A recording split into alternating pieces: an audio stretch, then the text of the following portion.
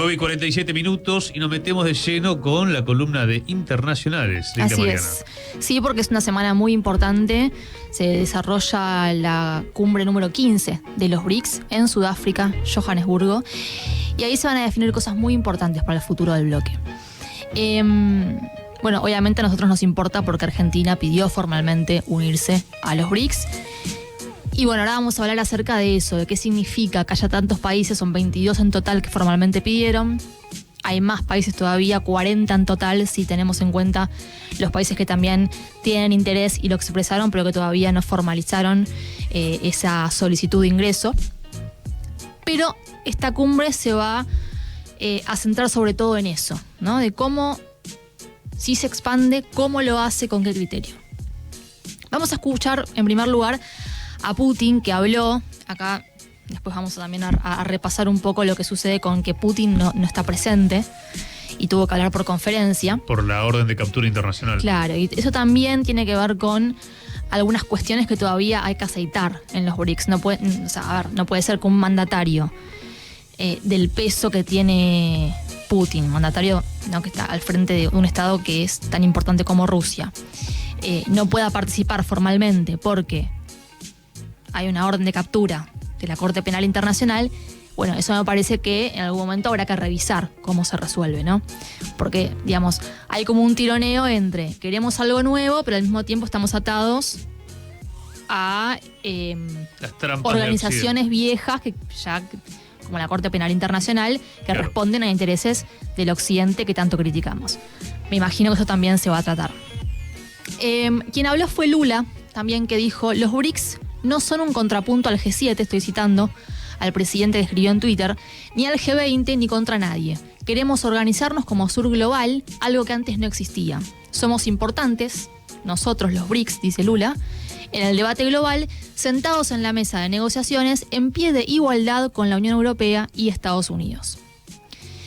Y ahora vamos a escuchar sí a Putin, el presidente de Rusia, que envió un mensaje grabado, muy aplaudido a Putin, cuando aparece su imagen ahí en Johannesburgo, y ahí habla, él sí hace por ahí más hincapié en la diferencia que tienen los BRICS con el G7. Vemos un Lula que dice: no queríamos confrontar con el G7, y un Putin que dice: los estamos superando cuando comparamos el poder adquisitivo del grupo de los 5 que conforman hoy los BRICS con el grupo de los 7. Bueno, estamos cada vez más parejos, y el BRICS ya despega en el 2023 con las proyecciones de crecimiento. Escuchemos lo que decía Putin. Esto es la esencia del curso de nuestro bloque, que responde a las expectativas de la mayor parte de la comunidad internacional, la llamada mayoría global. Va creciendo el proceso irreversible de la dedolarización de nuestras economías. Durante esta cumbre vamos a debatir todos los aspectos de este cambio para utilizar las monedas nacionales en todos los ámbitos de colaboración. Un gran papel en estos esfuerzos pertenece al Banco de Desarrollo de los BRICS, que ya se posicionó como una alternativa a los institutos de desarrollo occidentales. Ahí escuchaban a Putin, que hablaba de otro tema que también va a ser muy importante, que es este proceso, decía, recién lo escuchaban, de desdolarización irreversible, ¿no? Y ahí hay algunos datos interesantes. Ya somos 3.000 millones de habitantes en total. Alcanzamos casi el 26% del PBI mundial y estamos en paridad de poder adquisitivo, el grupo de los 5, superando el grupo de los 7. La previsión para este año es del 31,5% del PBI en el caso de los BRICS y 30% del grupo de los 7, que queda cada vez de a poquito más relegado. Esto tiene que ver, obviamente, con el declive de Estados Unidos por un lado, claro, y el crecimiento a pasos enormes de China, que es el líder de este grupo de los BRICS en materia económica. Porque el polo productivo está en China, está en India, justamente está en estos países. En los países emergentes. Y en Occidente quedó el esquema financiero. Y una Europa aparte completamente limitada y subordinada a un poder que también está en declive, que es el de Washington. Repasando ley, son 40 países aproximadamente que quieren entrar al BRICS. Sí, 22 formalmente y el resto de los países, cerca de 20 países que tienen interés y han dicho estamos interesados, pero bueno, previamente, antes de formalizar, como lo ha hecho Argentina, Egipto, Arabia Saudita, por ejemplo. Irán, digamos, el resto están ahí a la expectativa de qué es lo que sucede, pero sí tienen intereses en hacerlo. Ahora, hay algunas contradicciones que hay que remarcar de los BRICS, porque por ahí uno tiende a romantizar, porque la verdad es que en un mundo donde empieza el declive de Estados Unidos y surge algo nuevo, los BRICS llaman mucho la atención y son una esperanza de un mundo, un orden internacional diferente al que tenemos. Lo cierto es que hay muchas contradicciones propias de, los diferentes intereses que hay dentro de los BRICS. Y porque acá tampoco hay, como en el caso de Occidente, digamos, un líder marcado que te marca la cancha. Claro. Acá hay más paridad. Entonces tenemos, por un lado, el tema de que Putin no pudo estar presente en Sudáfrica. Hemos charlado la oposición que decía que venga igual, no puede ser que Putin no pueda venir, acá siempre va a ser bienvenido. Y después, una dirigencia política de Sudáfrica que dice estamos atados porque tenemos que cumplir con lo que manda la Corte Penal Internacional. Eso me imagino que en algún momento se va a tener que discutir. Es decir, que se veía la posibilidad que lo detengan en Sudáfrica. Es lo que pide la Corte Penal, porque hay una orden de detención por crímenes de guerra contra Putin. Entonces, si vos adherís a la Corte Penal, y también sos parte del juego. Entonces, en este caso Sudáfrica, es verdad que no le quedaba otra, o renuncia, entonces Putin dijo no va a poner a Sudáfrica en una situación de semejante incomodidad y problema diplomático, pero si estamos hablando de un nuevo mundo, estar atado a estos viejos organismos que aparte están dictando una orden de detención contra un presidente, en este caso de Putin, de un presidente de un país con el peso que tiene como es Rusia, me parece que eso también va a ser motivo de charla. Después tenés a India y a China. También una relación compleja. Tienen ahí un conflicto fronterizo latente. Tenés a China por un lado confrontando con Estados Unidos, no porque China quiera, sino porque Estados Unidos lo coloca como el enemigo número uno en materia económica. Y a una Nueva Delhi que tiene lazos muy estrechos con Washington. De hecho, yo diría que es el miembro de los BRICS más cercano a Washington. Entonces ahí tenés una diferencia. Ahora, lo cierto es que esta vez, en esta cumbre, sí se va a debatir la expansión, porque ya no queda otra, porque tenés 40 países que dicen, queremos ser parte. Y acá lo que pesa es, China, Rusia, que quieren la expansión. Después tenés a Sudáfrica y a la India, que son un poco más reticentes a que eso suceda.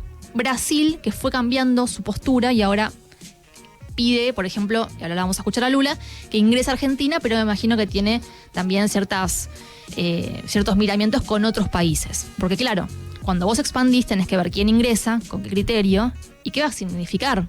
Porque obviamente cuando vos permitís el ingreso, te cambia la correlación de fuerzas, ya no son los 5, pasan a ser más. No es lo mismo que ingrese Irán, que ingrese Arabia Saudita, que ingrese Argentina. Para Lula urge que se suma Argentina porque es su socio del Mercosur y porque también Lula lo que debe estar viendo es qué pasa si el Frente de Todos pierde la elección. Eso también. Ahora vamos a hablar de eso.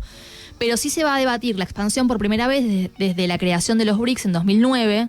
Después se sumó Sudáfrica al siguiente año y a partir de ahí, desde 2010 en adelante, no se debatió y no se abrió el juego a otros países. Hoy sí está el BRICS para dar ese paso.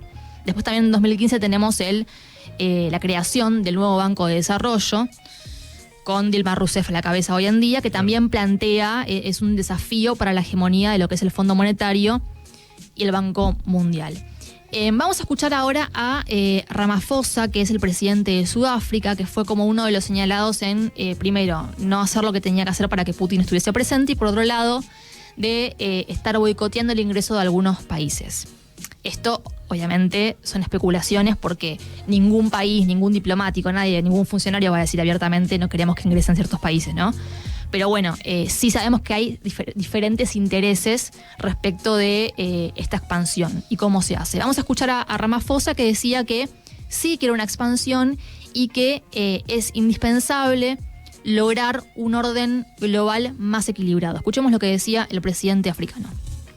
Sudáfrica apoya la expansión de la membresía de los BRICS. El valor de los BRICS se extiende más allá de los intereses de sus miembros actuales. Para que sus esfuerzos sean efectivos, los BRICS necesitan construir asociaciones con otros países que comparten sus aspiraciones y perspectivas, y la expansión de los BRICS representarán un grupo diverso de naciones con diferentes sistemas políticos que comparten un deseo común de tener un orden global más equilibrado.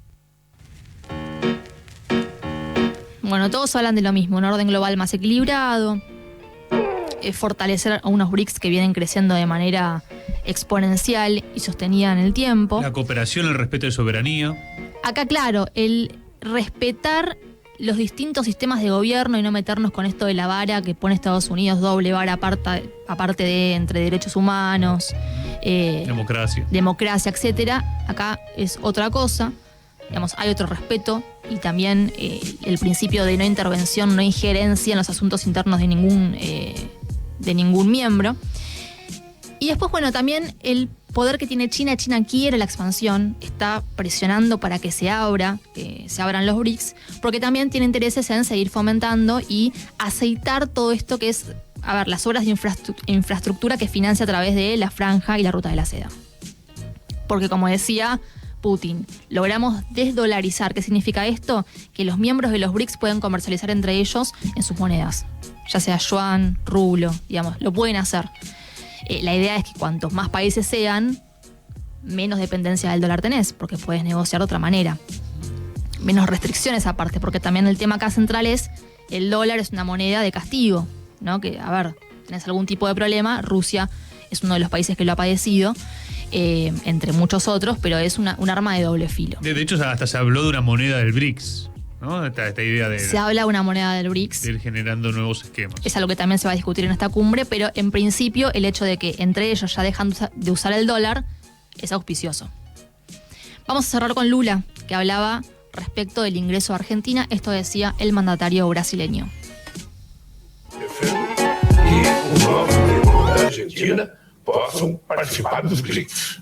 Eu defendo isso, vamos ver na reunião como é que fica, mas eu defendo se vai ser agora, se vai ser daqui ao mês, mas eu defendo que é muito importante a Argentina estar nos BRICS, e até porque tem uma coisa muito importante, o Brasil não pode fazer política de desenvolvimento industrial sem lembrar que a Argentina é um país que tem que crescer junto com o Brasil. Bueno, Lula quiere el ingreso a Argentina porque dice somos socios comerciales y hay un interés ahí económico fuerte de Lula. Pero también está la expectativa de qué va a pasar de acá a octubre en Argentina. Porque si gana un candidato como Javier Milei, que plantea dolarizar, ir en contramano de todo lo que plantean los BRICS, e inclusive dijo no negociar más nada con China, cortar lazos comerciales porque China es comunista, y bueno, ahí tenés, la verdad, un problema muy importante. Si la Argentina no ingresa ahora, ¿podría ingresar? Hoy es 23 de agosto, la cumbre termina mañana. En este tiempito puede haber cambios muy importantes, porque se va a debatir si ingresan o no ingresan nuevos miembros, o también se pueden establecer criterios. ¿Cómo va a funcionar el BRICS a partir de ahora para permitir el ingreso? Porque no hay ningún criterio. Es Brasil quiere a Argentina porque le conviene. Rusia seguramente quiere a Irán. China, ¿me entendés? Cada uno está defendiendo sus intereses, pero tiene que haber un criterio. O puede ser un socio adherente, no activo, ponele. Claro, también eso es lo que proponía India. Nosotros somos los miembros fundadores, que tenemos un estatus, y el resto puede tener otro estatus. Bueno, eso se tiene que discutir. Hay que ver qué pasa de acá a mañana. Y después, en un par de meses, también puede haber repercusiones respecto de, qué países, si es que así lo decide la cumbre, ingresan a estos BRICS, que ya plantean un desafío, y en términos de PBI queda muy marcado. Este año ya superó los BRICS al grupo de los 7, que hacen de un contrapeso importante. Estamos hablando todo el tiempo de la transición hacia un mundo multipolar, y me parece que lo que se decía de esta cumbre va a ser determinante para el devenir del mundo.